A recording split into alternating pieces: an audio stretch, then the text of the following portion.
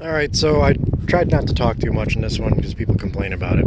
Short version, I have a 2003 Jaguar XJR. The intercooler pump, which feeds the coolers for the supercharger and all that fun stuff, has died. And by died, I mean it screeches absolutely horribly, and it's obviously on its way out. So we're going to replace it, but we're going to replace it with this Bosch unit, the 010 at the end. There was a 002, but apparently this is the upgraded and slightly newer, better version of it.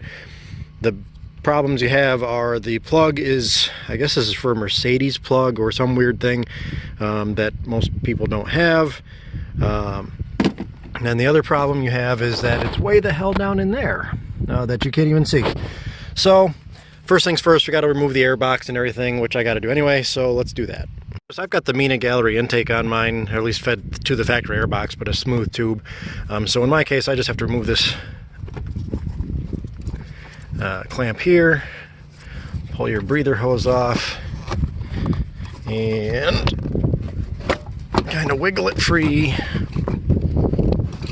to where that'll come out, such as that. You have to unplug your mass airflow sensor, so that way we can pop that off. Otherwise, you break wires and crap.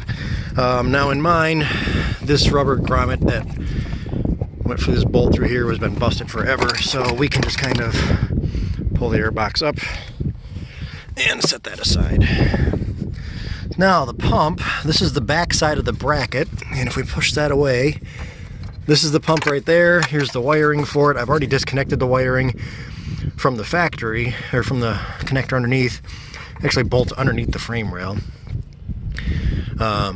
But we have to get this off, which I believe are 7mm bolts. So we're going to do that, and I have a what's that called under the car there? Oh, a bucket, because we're going to have to unhook a couple of these hoses at the bottom of the pump, and I don't think we can get to that from up here, so we're going to do that. So let me go grab a 7mm ratchet. We're going to undo that clamp on the bracket, and we'll see if we can't get this to drop out a little bit, and then see it after that. Alright, as you can see, 5/16 seems to actually work a lot better. Got the first bolt out, we got to get the second one. They do say that this is a whole lot easier to do if you pull the fans out, but I don't feel like getting to that part yet. What they were saying about removing the fans, it basically makes it easier to get your hand down here to get to get a ratchet in there to pull this last bolt out. But it is very possible to do so the way it is. Alright, so now both bolts are out, just like so. So now we can see we've got the pump hanging down here, just dangling, doing nothing. Now that bracket actually clamps around, that I'll show you here in a minute, but we've got to reach under the car, disconnect these hoses, if you can see them, there and there, which is probably going to make for a big mess, but we're going to do that, and then that way we can pull the whole assembly out, replace it, drop the new one in, and we'll kind of go through what we got to do with that.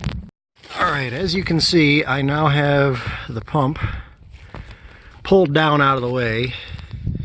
So you can see the hoses that go in. I still have to get this clamp off. This one I've already kind of moved back a ways. So we just have to pull that clamp off, and then the whole pump will come out.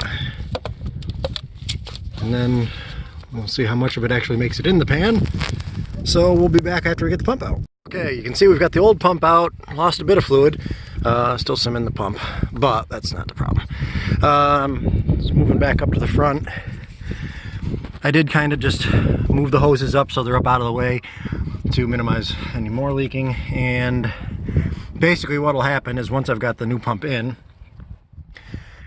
I have to find something to crack that sucker open. I believe it's 19mm, but it's obviously an Allen wrench, to refill the system up here, and then it'll bleed all the way down through. So yeah, now the trick will be getting out of the wind. The new pump is a larger diameter than the old pump. It doesn't look it because this has got the bracket on it, but we have to pull this bracket apart, and then we can mount the new one. You can see the obviously the orientation is the same as far as the top goes, but we have to remove the factory wiring and then connect it into there somehow. A lot of people just pull this sucker off and just solder directly to the tabs. You can also order the parts. I forget what the part numbers are off the top of my head, but there are parts you can order. You'll probably spend 20, 30, 40 bucks between parts and shipping by the time you get done with it. But you can, from what I'm told, just solder directly to the pins, which is what I'm going to attempt to do, and then hopefully that'll work. I just have to figure out which version of this sucker is positive and negative, and I gotta, since the wiring is so dirty it's hard to see, but I'll have to go research which one goes where. We'll probably drill out that little thing to get this cover off, solder directly to it, and then hook it back up, and then we should be good.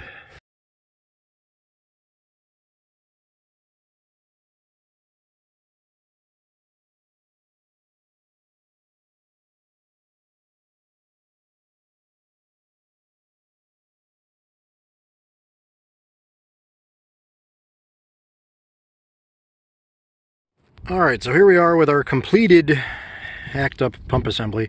I had to use some strap iron to lock this sucker down. The factory bracket, people said that it would actually fit around this if you bent it. No amount of bending on my part was going to get that sucker around there, so that's pretty much it. Wiring wise was basically black with the red stripe is your positive, and then the brown with the black stripe is the negative. It's labeled here on the end of the pump itself, not that you can see it because of, there we go, positive, negative. So that part's pretty easy. Now we just have to get our hoses back on, shove this sucker back up in there, and then try to mount this thing back in place.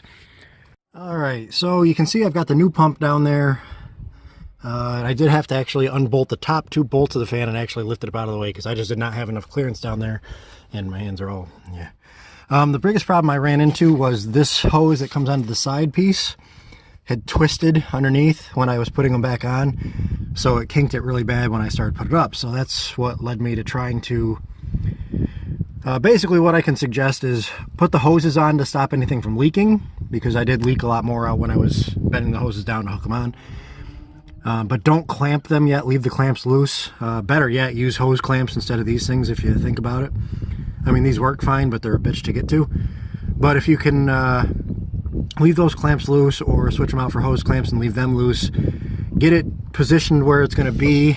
You know, I got to get it so it'll actually mount back up like this. But get it in position and straighten your hoses out and then clamp everything down. It'll make a whole lot easier. So now that I've got it back in place, I've got to actually mount it back onto the bracket, or the bracket back onto the frame rail, and then tighten down my my iron strap there because it loosened up just a notch on me. And then that part's done, the hard part's done, so to speak, and then we just have to figure out how to refill this sucker. You can see it's a little bit darker outside now. I had to have somebody bring me a bolt. It's a 1/2-inch hex head bolt, obviously, which, as luck would have it, fits straight into there. Now I grabbed 2 other nuts and threaded them on the top so that way I can turn around, put a wrench, or in this case an adjustable wrench, on the side, and as you can tell, it's going absolutely nowhere. This is supposed to give you enough leverage to pull that off, and I've got nothing.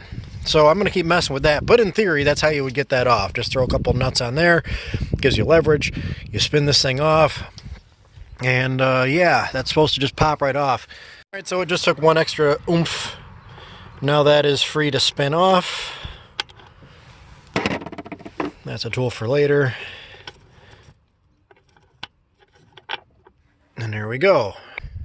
So I'm going to go ahead and fill this, and basically the short version is you just slowly add your coolant back in, and then that's it. So yeah, intercooler pump change for the supercharged Jags with a lot of wind noise and dirt.